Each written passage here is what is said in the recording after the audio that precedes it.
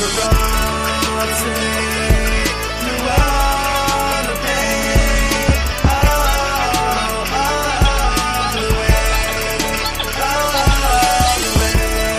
everybody to the Sleeper Wire Show. Today is February 7th, 2017. I'm your host, Professor Chris, and with me, I got our Sleeper Wire Prophet Hussein. What's up, man? What is up, man? What's going on?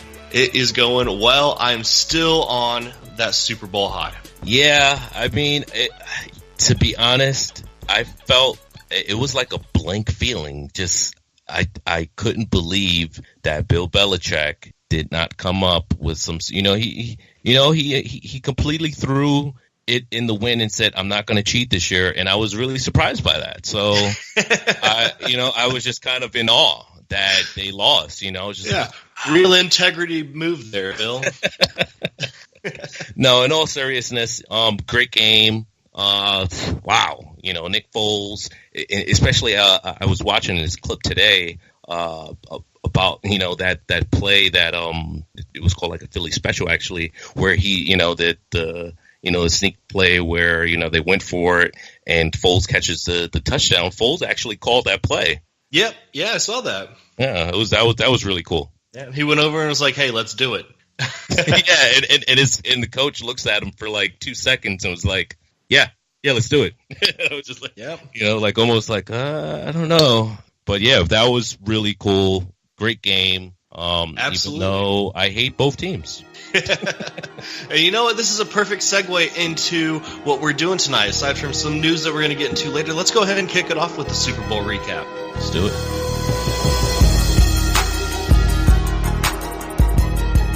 41-33 Eagles. Man, this was one of the most exciting games I've ever watched. I love offense when I'm watching a football game. I don't want low-scoring defensive games. I want points, and that's exactly what we got.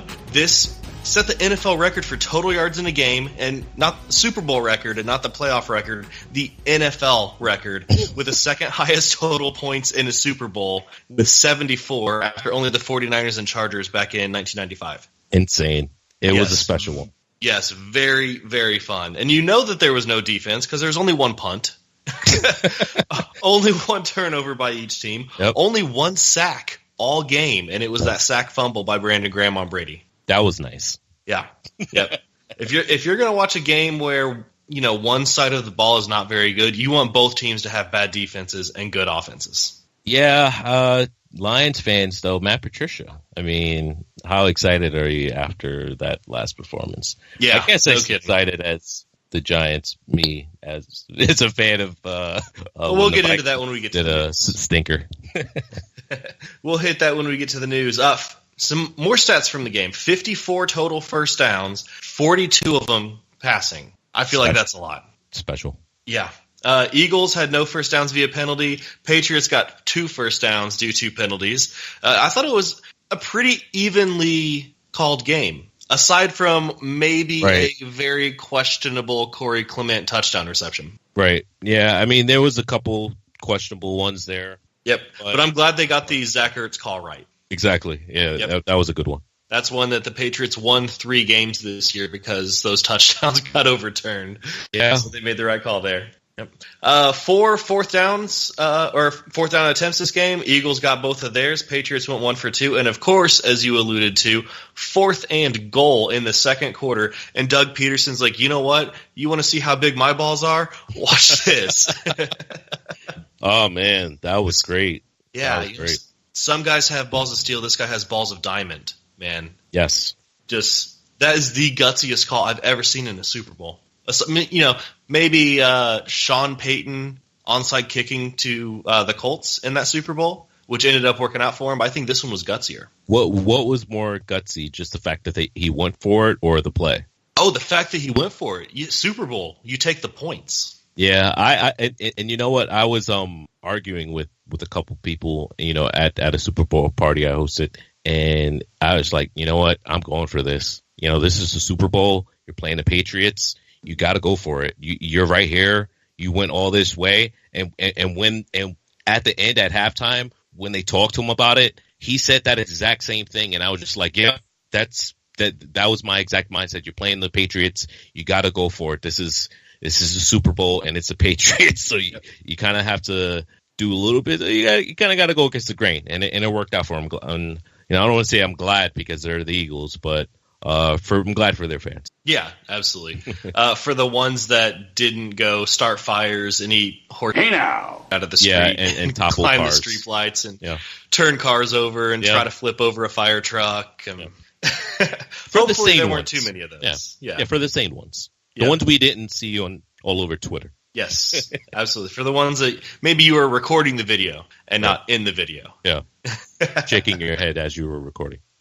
Yeah, absolutely. But no, that play call was it was great.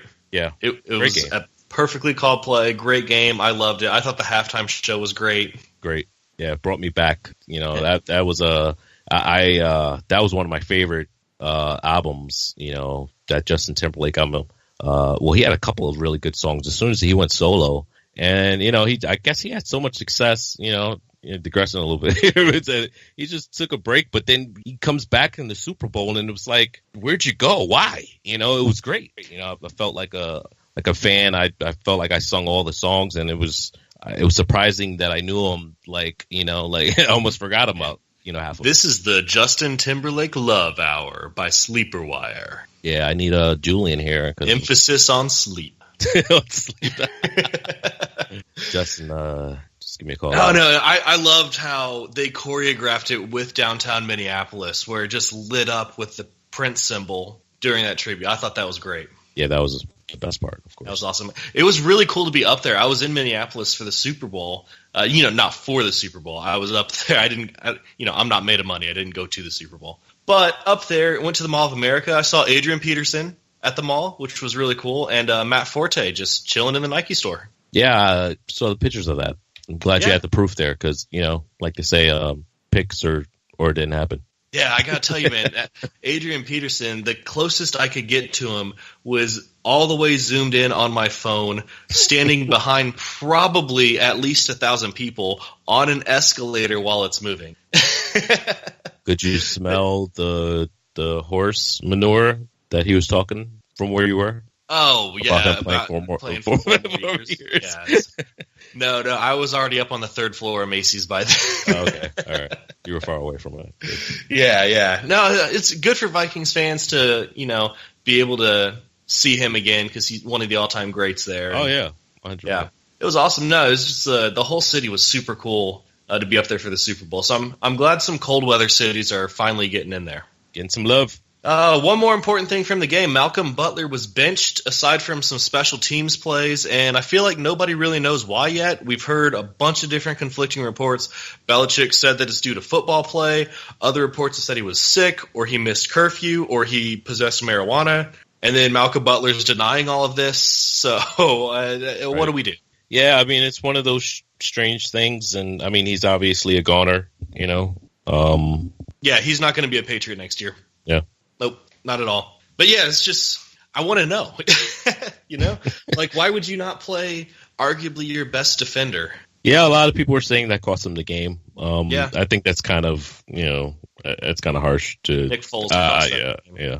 Right. He was that good. Yeah, he was that good. One last thing from the game, Brandon Cooks was knocked unconscious, it looked like. Oh, my God. Concussion on the field. He got hit. Was it Malcolm Jenkins who hit him? Oh, my God. That play was oof. It was bad. It was a helmet-to-helmet hit, perfectly legal because Cooks was a runner at that point. So the refs did a good job not calling a penalty. 100% legal hit, but, man, he got rocked. He got rocked. Yeah, that was rough. So hoping that he's going to be okay. I'm sure he will be by next season. Yep. But, yeah, just a bad hit. But let's go ahead and break down both sides of the ball here. So the Eagles, Nick Foles, 28 of 43 for 373 yards, 3 touchdowns, and a 1-yard receiving touchdown on 4th and goal, as we were talking about earlier, thrown by Trey Burton. Yeah. What more can you say? If you had him in DraftKings and, one of those weird offensive matchups that they had out there, you can only grab a couple offensive players, some defensive players, you were pretty happy. But everybody had the quarterback because, but yeah. Yeah. Great game. Man, how happy do you think the Eagles are that they traded or that they have Nick Foles under contract? Because they're going to get a massive return for him now. Yeah, I think the Redskins are kind of getting the same idea knowing that they have kind of two franchise quarterbacks in Alex Smith and Cousins, now because there was word, and it's a good move. I mean, it's good for your franchise. It sucks for in Cousins, respect as far as franchising him, but it's a smart move. And yeah, the Foles, they're gonna get something nice for him. Probably they've already come out and they've already come out and said that Carson Wentz is our guy. He's our franchise quarterback. He is the future. They don't have any doubts that he's going to be ready to go for next season. As of this point, things can change, but there's no need for them to have Nick Foles aside from him being a backup. And isn't he paid though? I feel like he's got paid nicely, or am I wrong? He's going to make a lot more money after this, right? Yeah, and he's going to get a really good return for the Eagles. So they've got to be extremely happy about that. Nick Foles has to be happy about it too. Aside from, winning the Super Bowl and the Super Bowl MVP, you get a ton of money. I drafted Nick Foles in the 8th round that year after he, had that great, year. Oh, yeah. He was fine for me the first couple of weeks. Nothing great at all. But he was fine for me the first couple of weeks, and then, he just drafted afterwards. And then Jeff Fisher. Yep. Jeff Fisher happened. All right, so through the air, Corey Clement, 4 catches for 100 yards and a touchdown. We talked about that maybe he didn't quite get that second foot down, because it looked like he lost control of the ball after the first step. Yeah, but the whole change in the call. So I for sure, when I saw the replay, I said, oh, that's coming back. But it's like one of the announcers said, I can't remember his name, who knows anymore? You can't call it anymore. Right. I was certainly glad that it was ruled correctly. Alshon Jeffrey, 3 for 73 and a touchdown with an amazing catch. Yeah, beautiful. He was awesome. Nelson Aguilar had a big game, 9 for 84. Zach Ertz, 7 for 67 and a touchdown. The one where he was a runner, so when he dove for the end zone and the ball came out, it was not an incomplete pass. Right. Yep. LeGarrette Blount, massive day on the ground, 14 for 90 and a touchdown. That's really good for the Super Bowl, especially when you got Jay Ajayi get 9 carries for 57 yards.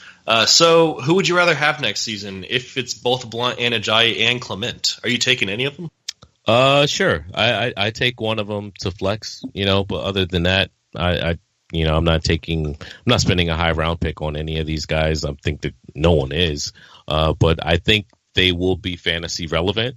I wouldn't be surprised if they are all fantasy relevant, because I think that they are all pretty good given touches, as we saw last season, and give them all another year together if they don't decide to just lean on Ajayi, which I don't think they're going to do.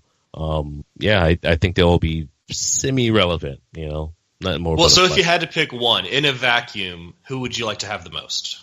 I mean, obviously Ajayi has the most upside, All right, well, there we go.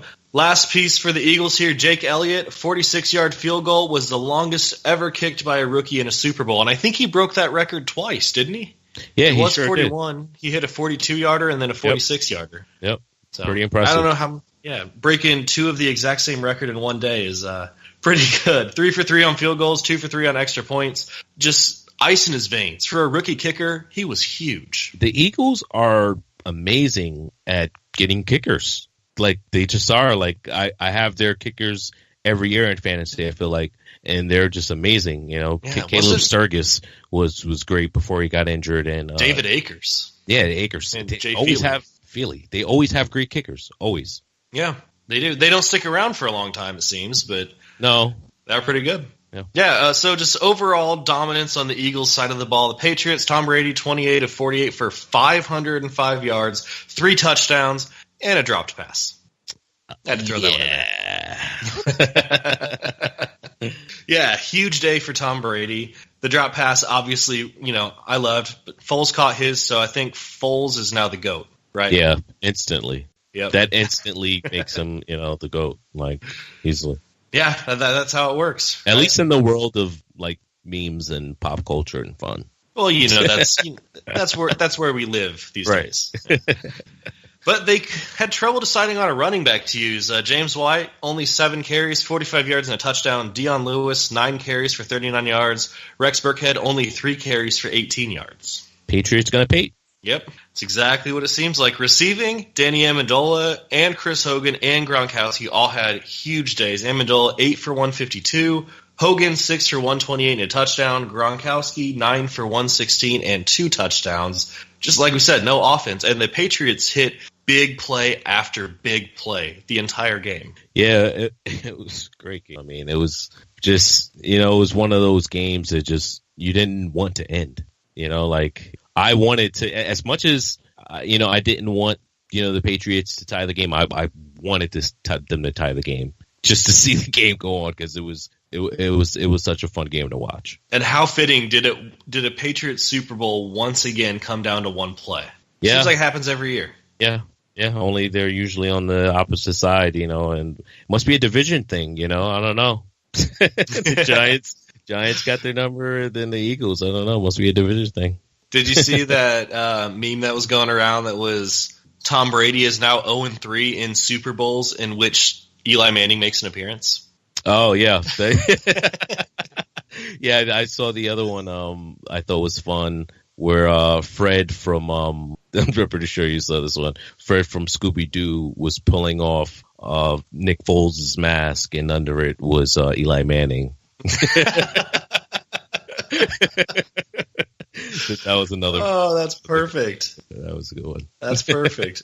Yeah, I saw a video today of there's a street in Philly called Brady Street, and Eagles fans made a sign that said Foles Street and slid it over top of it. Yeah, that's just great. It's definitely fun. This day and age that we live in with all the memes and the pop culture. It makes all this stuff, and it's so instant. So yep. It makes it so much more fun. It's just turning to the internet afterwards and seeing all this crazy stuff that's up there. It certainly does. Last piece for the Patriots here, Steven Gostkowski missed a field goal and an extra point. Now, granted, we know the Patriots lost by 8, so if you add those together, it's only 4, but that doesn't factor in the momentum.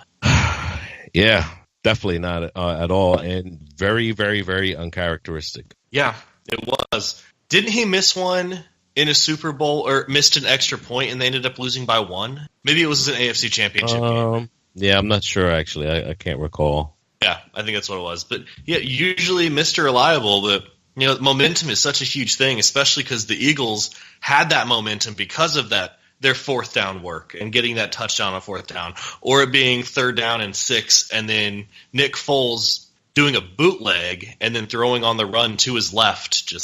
They just had the momentum the whole game. Yeah, it was, again, just so fun to watch. Great game. Yep, certainly was. All right, well, you got anything else to say about the game? I was a little disappointed with the commercials. There were some good ones, but I just was expecting more. The Eli and Odell dancing was pretty great. I also really liked the Peter Dinklage Morgan Freeman, the Doritos versus Mountain Dew rap. Yeah, that was a good one too. Did you notice how hard Tide was working to sort of fix up this whole Tide Pod mess? Yeah, I thought they should just probably it's a Super Bowl, and you're like, what? Did I just see a Tide Pod commercial or a Tide commercial? I know. It's just like, dude, this is the perfect time to just stay away. Like, do not put fuel on this fire. And that's, I think, all they did. Like, there's no looking good after. And it's not their fault other than looking like some juicy candy. And they had Jim Hopper out there doing the first commercial. You know what I'm talking about? He's the cop in Stranger Things. Oh yes. Yep, that's good. I thought Hawkins, Indiana. Hawkins, Indiana. Yep, that's where Stranger Things took place. Oh, okay. It's not a real place. Oh yeah, of course you know that. That's a good show. Well, no, not only that, Indiana. Yep, absolutely. Yeah. You know where I live right now in Muncie, Indiana? Part of Close Encounters of the Third Kind happened here. Like, if you watch that movie, there's a scene that's like in a field, and at the bottom it says Muncie, Indiana. So I was watching this, I was like, what? When did this happen? That's pretty cool. Yeah, that's kind of funny. All right, let's go ahead and get into the news.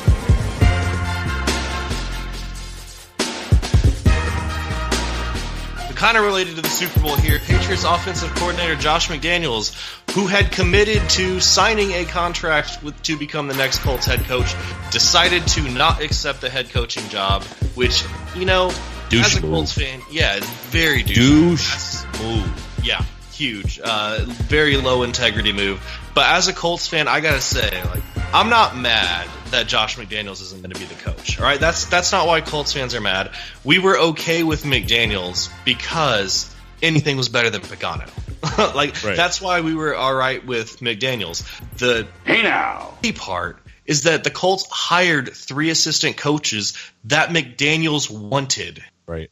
And then decided to go back. And you know what? This is Kraft just wanting revenge for Deflategate. That's all it is. Yeah, I mean, there's that rumor. Schefter actually tweeted that. Yeah, I saw that. And, I didn't want to have too much an opinion on this just because, I don't really like to talk too much about people, like in their character and all. But I thought this was about the Patriots. I'm just kidding. Yeah, no, but I just thought this was just low.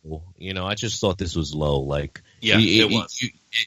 Just the way everything was done, as you were talking about, they already hired this.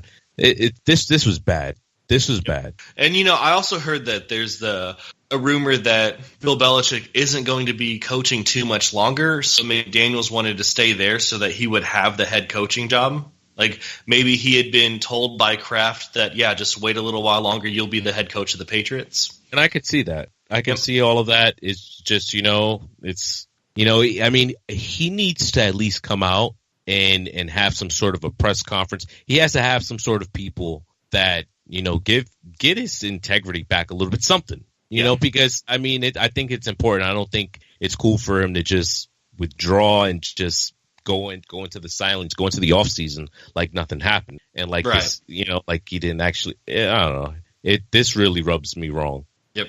Yeah. Colts fan, not mad that we didn't get McDaniels, just mad about the way that he went about it. Yeah, certainly. The Los Angeles Rams are expected to release Tavon Austin, which, good for all the other wide receivers there. It frees up more money for Sammy Watkins, and they want to bring him back. Yeah, and I guess the backup running back will get a little bit more carries as well. Austin always seems to steal some carries from, I don't know, it seems like Tavon Austin is the backup running back at times. It was weird.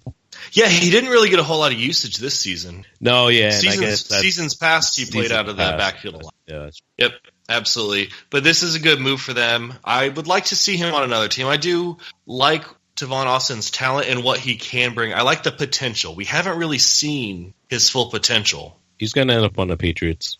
That is very possible. Very possible. Deshaun Watson resumed running on Monday. Very good sign for him. Good for Texans fans that he's going to be back. Oh, yeah.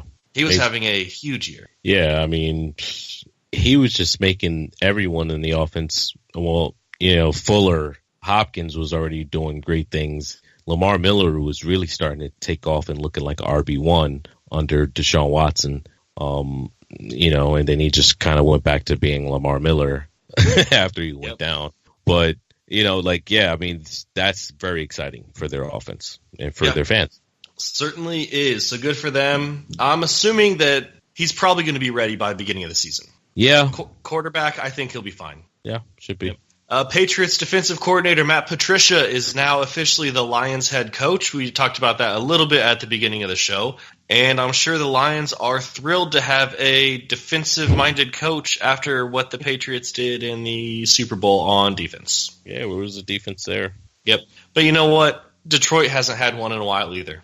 They had a fantasy-relevant one at the beginning of the season, but, they're still losing games. And I like that they're keeping Jim Bob Cooter because I really love that offense. Last piece of news here. Rob Gronkowski said at the podium after the Super Bowl that he is going to look at his future.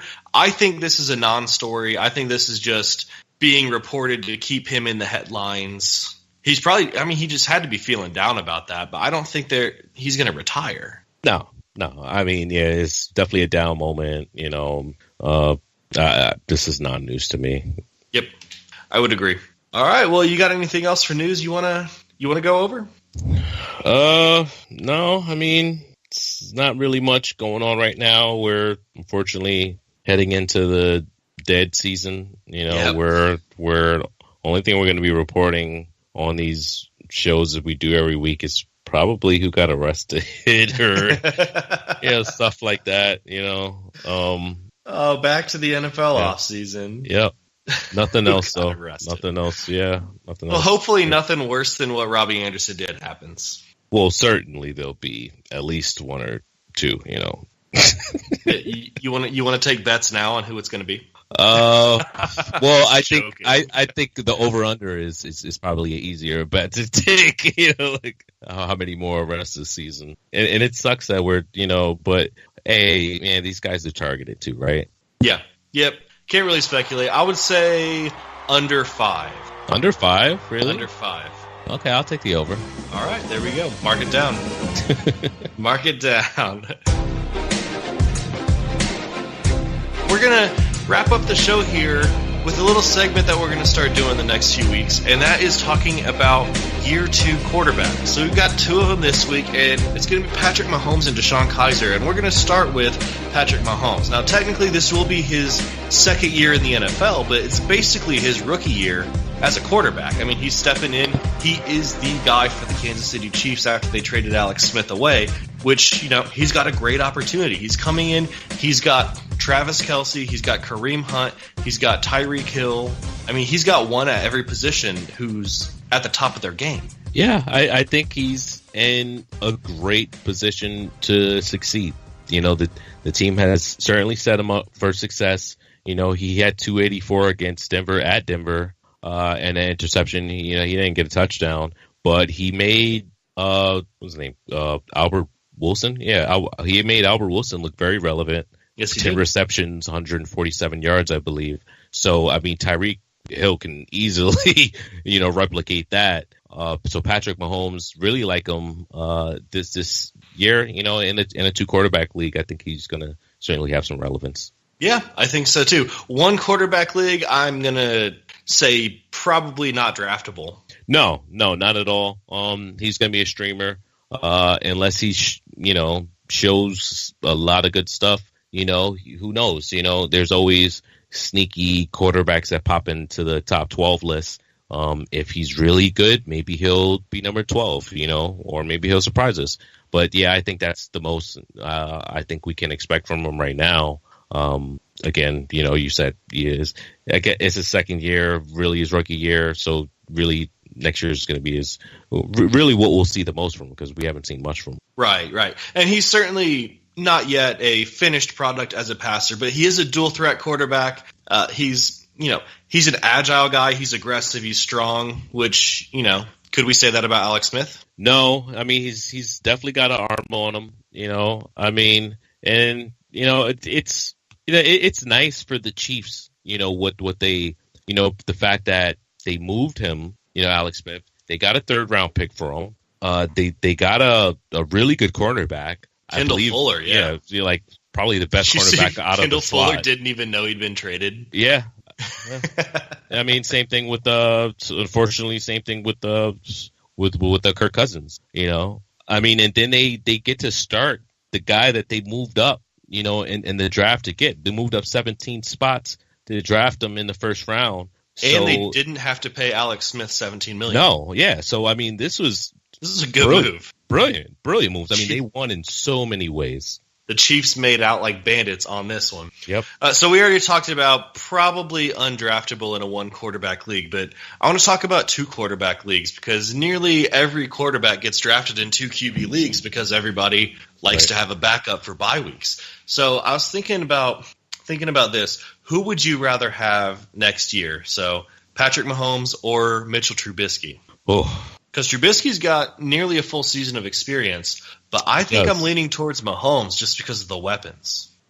He does have better weapons. And yeah, I mean, he's set up, for success more. It seems like with Trubisky, they kind of let him along slowly with those first 4 games or so. And then they kind of let off the reins a little bit of him, after the bye week. But even after that, he still didn't really do too much. I mean, again, he was rookie, but his best game was week 14 against Eddie. Wasn't there a game where he only had 7 attempts? Yeah, I mean, it's just, they really held him back. I think, if it wasn't for some of his, his rushing yards in games like week 8, week 11, week 16, we have 44 yards week 16 against Cleveland. He had 53 against Detroit and 53 against New Orleans.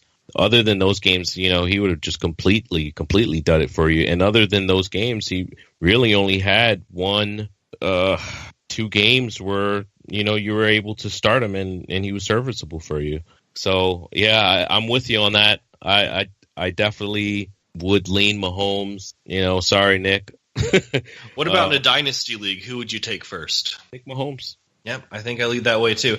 I haven't seen much from Trubisky that makes me think the Bears made the right call. Yeah, and I mean, I will say I'm not saying Trubisky sucks, but I haven't seen it yet. Right, and I will say, I mean, given though we did see some flashes, not much at all, maybe 1 or 2 of Carson Wentz last year, and what he did this year was just completely stellar. So, I mean, it's possible. Patty Mahomes, there you go. The other quarterback, as we mentioned, Deshaun Kaiser, Cleveland Browns rookie, going into his second year. I'm not sure if he's going to be a starter, but he was thrown into the fire, rookie year on a team that, I thought was going to be a lot better than they were. I thought the Browns were going to get at least 5 wins because they did upgrade that offensive line, and they did have Corey Coleman, fully healthy, and Isaiah Crowell and Duke Johnson, who were both really good, and David Njoku, who was supposed to come in and pick up right off the bat, but he didn't have a whole lot of help. He looked good in the pocket a lot of the times. He didn't panic.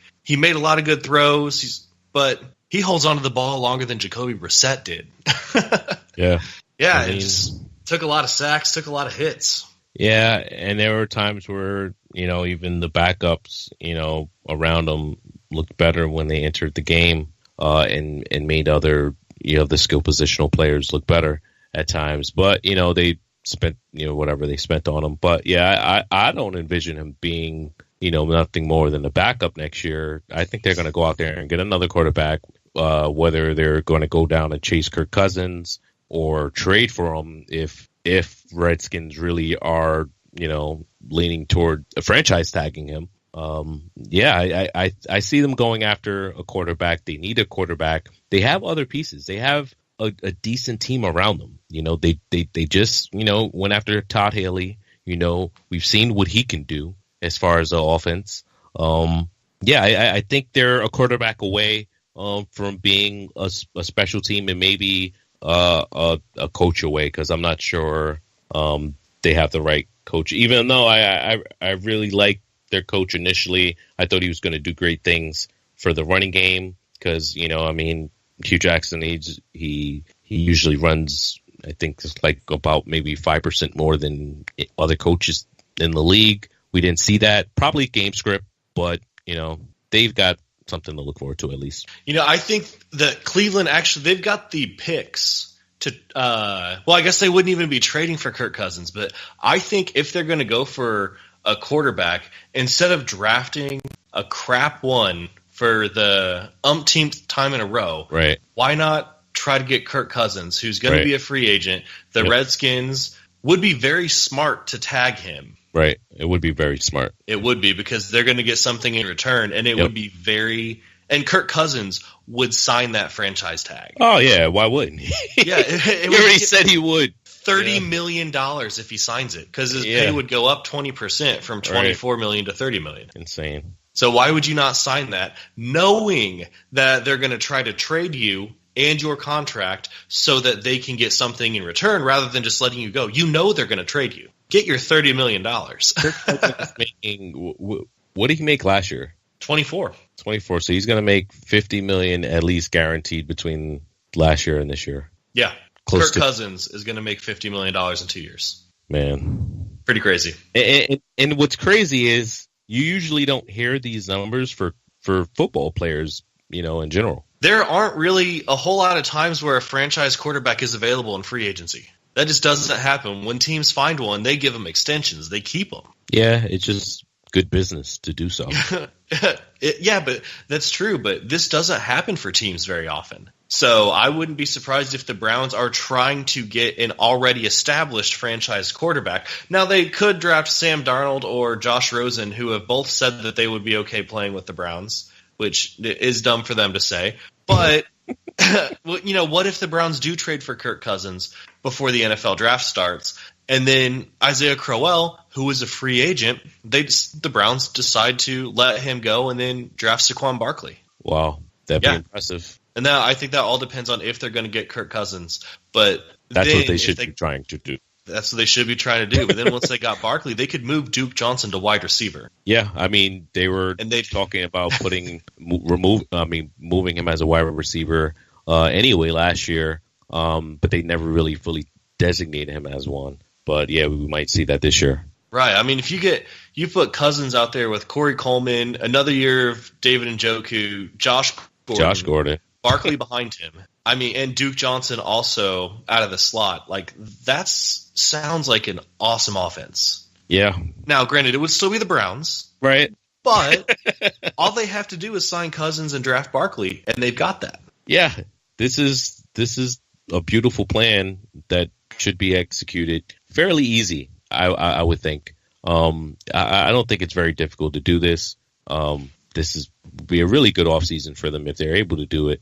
Like I said, they're not that far away. But yeah, like you said, they're still the Browns. They'll still be the Browns. So even if they are that far away, not that far away. They had a great draft last year, right? They got Myles Garrett and Jabril Peppers. They did.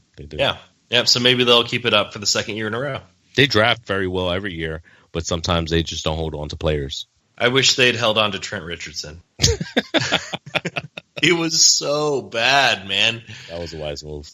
He can't walk through an open door. I lost 2 running backs in that trade. Actually, I lost one because I had drafted Trent Richardson that year in the first round. Rookie. Yeah, I drafted him like late in the first round, I think 8th. And then I had Ahmad Bradshaw. So when he got traded, I was just like, oh my God. That's a bummer. Yeah. Yep. Well, let's go ahead and talk about if Kaiser is still the Browns, because we were talking about Deshaun Kaiser to begin with. So let's go back to him. If he's still the quarterback, undraftable in a 1 QB, right? 100%. Okay. I mean, we agree there. But let's think about 2 quarterback league. What about Kaiser or Mahomes? Mahomes. Yeah, I think I would lean that way too. Kaiser or Trubisky, knowing that Kaiser is going to be the quarterback. I'd lean Trubisky. Really? Yeah. I think I would lean Kaiser there because I like the weapons around him a lot more. I do. I just I don't know. I don't like what I saw. I think I saw maybe 1 or 2 more flashes from Trubisky than I did from Kaiser. Yeah, and you can certainly see that with Kaiser. The potential is there. I mean, there were times where he looked like an established veteran quarterback. Well, he's had some playmaking times, like he made some great plays. But avoided sacks. Right. And, yeah. Right. So, I mean, I don't know. I'm not much of a believer in him. I'd love for him to come out and prove me wrong this year and come out there with a chip on his shoulder because he knows he's got to prove it. He's going to have to prove it in camp. He's going to have to beat a guy, whether it's a veteran or whether it's a guy they drafted, if he's still there, if they don't trade him away. Yeah, that's true. Honestly, I think it would be, if they don't get Cousins, I think they'd be better off just rolling with Kaiser for another year. Yeah, I think still draft a quarterback and just have him compete. Yeah, they do it every year. Yep. Yeah. That part of the Browns draft isn't going to change. And one last thing I want to mention before we end the show is we love everyone who listens to the show and those of you who enjoy the show every single week. So we have an end of the season giveaway, an autographed 100% certified Michael Crabtree jersey from Pristine Auction. And winning this is easy. All you have to do, just go to iTunes or Google Play or Stitcher or wherever you listen to us. Drop us a nice review if we've helped you out this year. Take a screenshot and email that to us at sleeperwire@gmail.com with your name. And we're going to randomly pick a winner at the end of the month. All right, guys. Well, that's going to wrap it up for this episode of the Sleeper Wire Show.